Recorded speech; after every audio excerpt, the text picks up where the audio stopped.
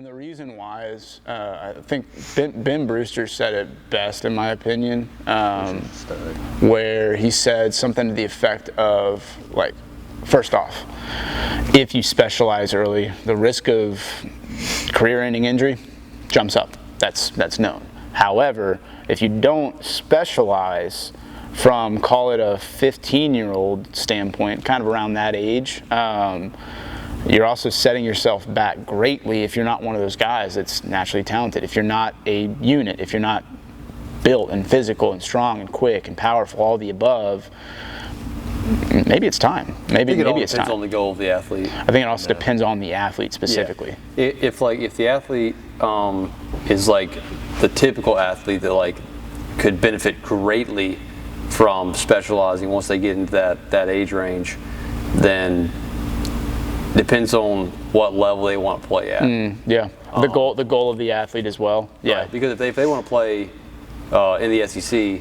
and they're not, honestly, I'm actually a really good example here, and the reason why is my sophomore year of high school, I decided that I wanted to make a push. I didn't know. I was a kid that I just came off of ulnar transposition, which is a minor elbow surgery, just the nerve slipped over the bone. And I remember, I think it was the first time I ever got like tested with velos. Like, so obviously I played back. This was in 2011. So this is prior to I'm getting up there. But this is prior to a lot of these resources being readily available to the consumer level. And the first time I ever really did a program was right after that season. So I got surgery going into the fall of my sophomore year, played a little bit at the end of my sophomore year, and then I started training that summer. That summer I topped, and I was 16 years old.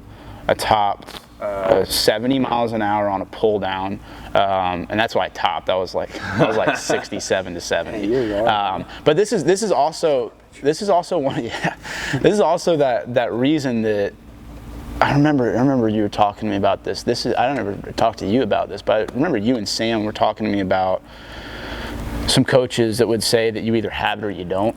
And like, my God, there really is nothing that frustrates me more. And the reason why is because that's what everybody told me as a kid. Everybody told me, like, you either throw hard or you don't. And I just was stupid or naive enough to not listen to them, and thank God I was. Because at that age you think that the coaches know what they're talking about, exactly, and they think that they care about you and your career. But at the end of the day, egos come out. Exactly. But I think that I'm a good example of why specialization can be beneficial. Because I wasn't good, but I played freshman football, and I decided to drop all of my sports and just focus on baseball because I wasn't that talented, and it was something I loved. And because of that, I was able to work my way into a JUCO, and then because of the fact that I didn't stop working in JUCO, I worked my way into an SEC school, and then because I didn't stop working there, I got drafted. And then once again, I didn't stop working and worked my way up to AAA. And I think that it's a good explanation, it's a good visual representation of there's people that can greatly benefit from specializing from a young age because there's less distractions. Like, I remember when I was also the kid that during the fall, I was going to be an NFL player. During the winter, I was going to play in the NBA. Every kid did this. And then during the spring, I was an MLB player. Never did the NBA. I knew. You never did the NBA. Well, I think deep down, I think deep down, I knew, but I was like, no, man, I got it.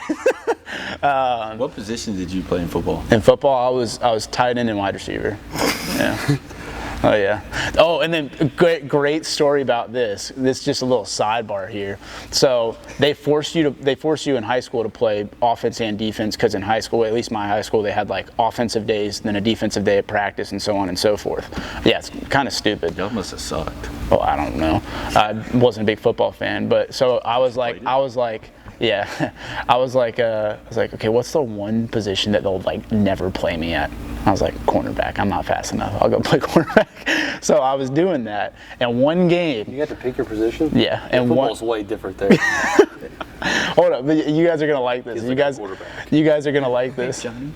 Well, within reason, I think. I think that like if everybody walked in and was like, "I'm quarterback," no, you're not. Like, but anyways, You said you were a let me- cornerback, though.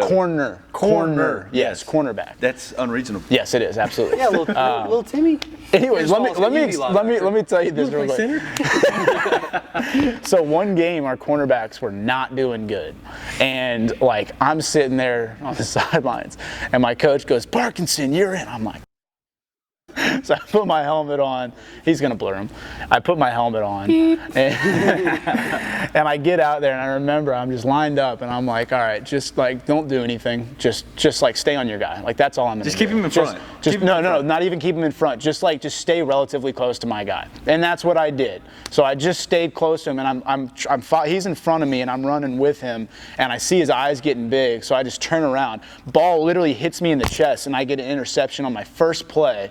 And I come back, like, and in my head, I'm like, so I'm gonna have to keep playing now. And sure enough, I had to keep playing. After that, I did not do anything, dude. It was like the absolute luckiest interception. And I remember coming back in, that's how you play cornerback. I'm like, I didn't do anything. Like, I just turned around.